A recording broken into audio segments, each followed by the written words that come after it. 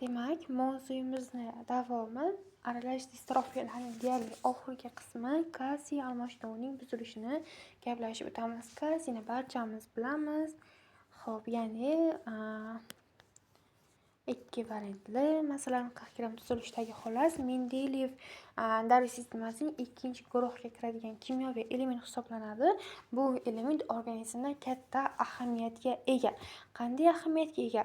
Asosan u skelet suyaklari hamda tishlarning tuzilishida ishtirok etadigan muhim tarkibiy qism. Shuningdek, qon avishida ishtirok etadi. Ya'ni koagulyatsiyaning 4-omili edi, yodlaringizda bo'lsa. Qon avishida ishtirok etuvchi muhim moddalar jumlasiga kiradi.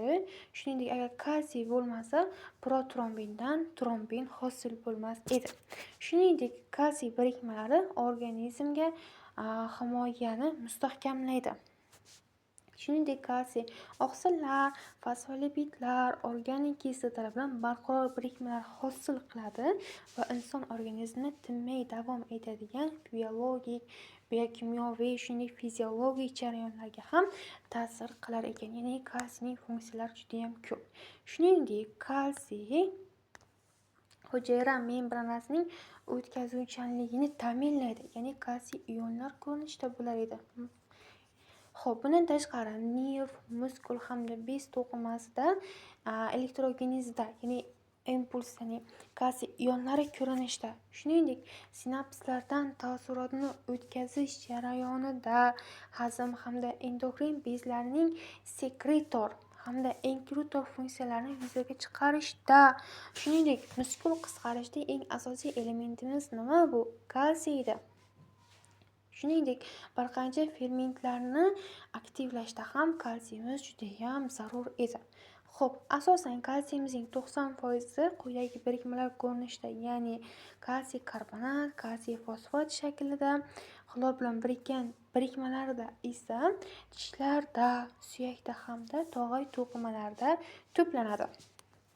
Xo'p, kalsiyning qolgan qismi asosan oqsillar bilan hosil qilgan murakkab birikmalar ko'rinishida yoki ion holda yumshoq to'qima hujayralarining ichida yoki hujayralarning tashqarisidagi suyuqlikda joylashadi. Demak, kalsiyning juda ham funksiyasi ko'p, juda ham ahamiyati ko'p ekan.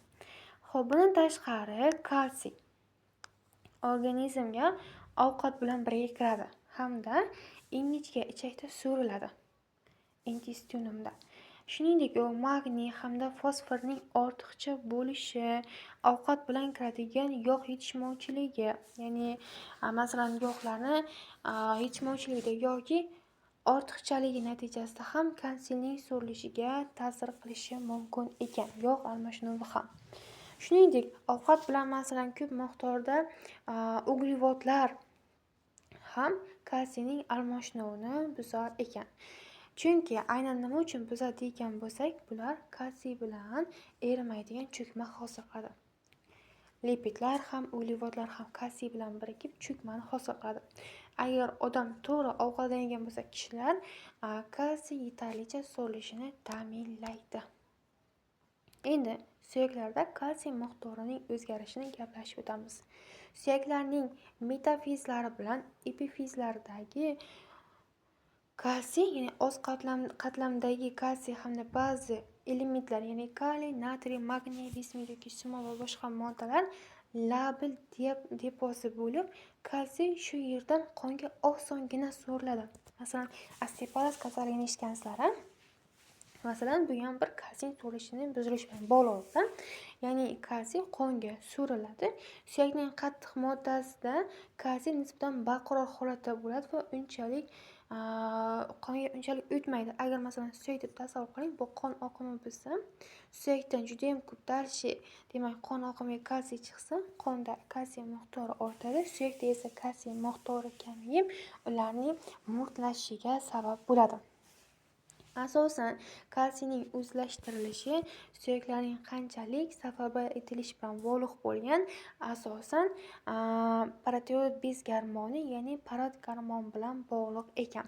Bu yerda hozir xatolik ketibdi, parad gormon bilan bog'liq. Shuningdek, qalqonsimon bezda, yodlaringizda bo'lsa, follikulyar qism bor edi hamda is qism bor edi. Aynan shu qalqonsimon bezdagi demak hujayralarimiz tomonidan kalsiy tonin ham ishlab chiqarilar edi. Aynan parafolikulyar hujayralardan kalsiy tonin ishlab chiqarilishi yoki vitamin E ham demak kalsiyni almashinuvini boshqarib turadi. Demak, kalsiy almashinuvi vitamin E kalsiy tonin, ya'ni parad gormoni tomonidan kalsiy tonin ishlab chiqarilishi hamda parad gormoni deyapman, qalqonsimon bezdan kalsiy tonin ishlab chiqarilishi hamda parad gormoni ham demak qonda kalsiy miqdorini ta'minlar ekan, boshqarib turadi.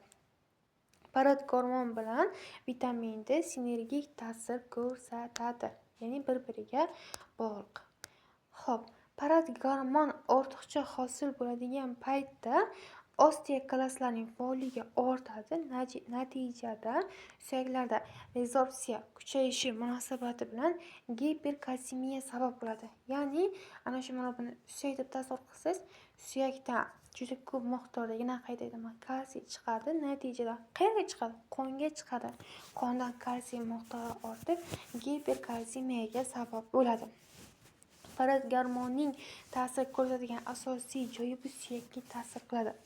Va natijada shu gormon ta'sirida suyak to'qimasi va undagi minerallar ham, organik moddalarning ham so'rilishi kuzatiladi. Ya'ni bunday kalsiy o'zi suyakning mo'rtligini ta'minlaydi.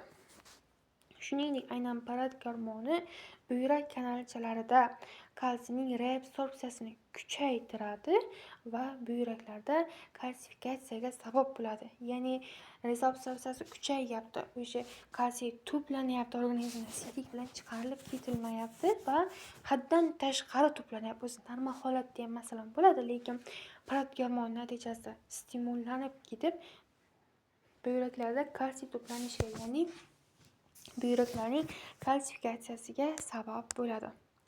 Xo'p, bundan tashqari kalsiy almashinuviga ta'sir ko'rsatish jihatdan kalsiy tonin, ya'ni qalqonsimon bezning parafolikulyar hujayralardan ishlab chiqarilgan kalsiy tonin ham ana shu biz yuqorida aytgan parad gormoniga teskari ishlaydi. Kalsiy toninning vazifasi qondagi kalsiy miqdorini suyaklardagi osteoklastlarning sonini kamaytirib, osteoporoz hodisasining oldini oladi. Ya'ni naborot, ya'ni qondagi kalsiyni suyakka yetkazadi. Bu kalsiy tonin. Kalsiy tonin yurak hamda buyraklarda kalsifikatsiyaga yo'l qo'ymaydi. Ya'ni sen kalsiy yemasan, vazifangni bajar, suyakka borib to'plan, sen yurakka kelma degan ma'noda demak kalsiy tonin vazifasini bajaradi. Demak, ancha ko'p uchrab turadigan bu ikki kasallik, ya'ni tegishli bobda tasvirlab hali gaplashib o'tamiz. Asosan qaysi kasalliklar? Raxit hamda paratiroid osteodistrofiya kasalliklarida ana shu suyaklarda kalsiy miqdorining o'zgarishi natijasida kelib chiqadi. Raxitni masalan ko'pchilik bilsa kerak. Endi davom etamiz. Tosh hosil bo'lishi. Kalsiy almashinuvi natijasida ham, buzilish natijasida ham tosh paydo bo'lishi mumkin ekan. Kalsiy almashinuvining buzilishi boshqa bir patologik jarayonlarga, ya'ni masalan toshlar paydo bo'lishiga ham sabab bo'lishi mumkin. Asosan toshlar paydo bo'lishida oksalat, kislota, purin asoslari almashinuvining buzilishi ham katta ahamiyatga ega. Toshlar erkin holda yotadigan tuzilmalar hisoblanadi. Asosan ularning tarkibida kalsiy yotadi. Xo'p, ya'ni kalsiy almashinuvining buzilishi o'z-o'zidan toshlar hosil bo'lishining asosiy zamini. Asosan buyrakdagi toshlar siydik yo'llarida, shuningdek o't yo'llarida, ya'ni jigarda hosil bo'lgan o't sintezi o't yo'llariga tushayotgandan keyin ana shu toshlar siydik yo'llar hamda o't yo'llarida ko'proq hosil bo'ladi. Va bular o'z-o'zidan buyrak tosh hamda o't tosh kasalliklarini keltirib chiqaradi. Hali buni tegishli darsda ko'ramiz, toshlarning hosil bo'lishini. Xo'p, toshlar paydo bo'lishi o'zi nima degan bo'lsak, bu jarayonni litogeniz deymiz. Lito tosh, geniz rivojlanish, ya'ni tosh paydo bo'lishi.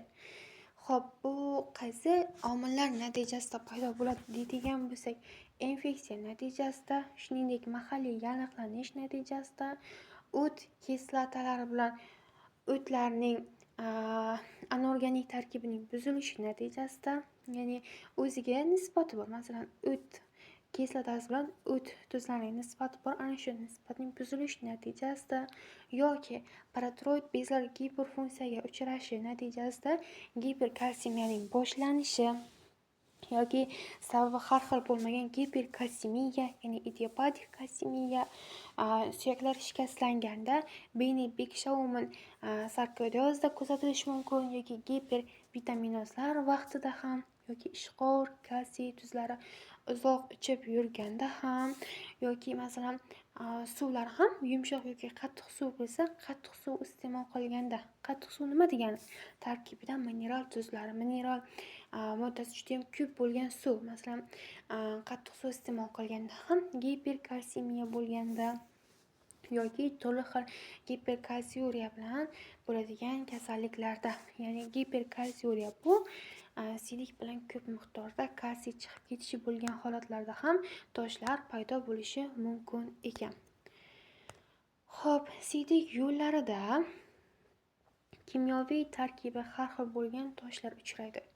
Ya'ni siydik kislotasidan hosil bo'ladigan silliq toshlar, silliq sariq toshlar o'rat toshlar hisoblanadi. Kalsiy fosfatdan iborat toshlar asosan oq bo'lib, oppoq fosfatlar bo'ladi. Kalsiy oksalatdan iborat toshlar esa oksalat toshlar hisoblanadi. Oksalatlarning yuzasi notekis, mana notekis, g'adur-budur bo'lib, ko'rinish jihatdan tut mevasini eslatadi.